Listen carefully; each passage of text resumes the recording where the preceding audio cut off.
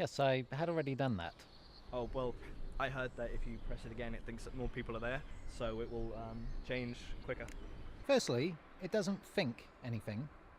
And second, if you really believe that were true, wouldn't you just keep on pushing it? I mean, I didn't know if you had pushed it.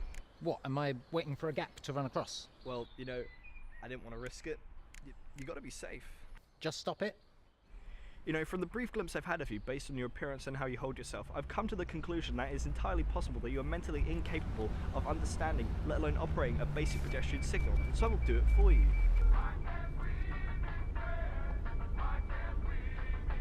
And what is your problem? Why are you acting like a child? I'm just trying to make sure that everybody's safe.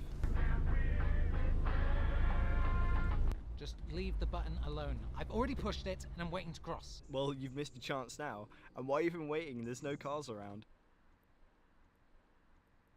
Just leave me alone.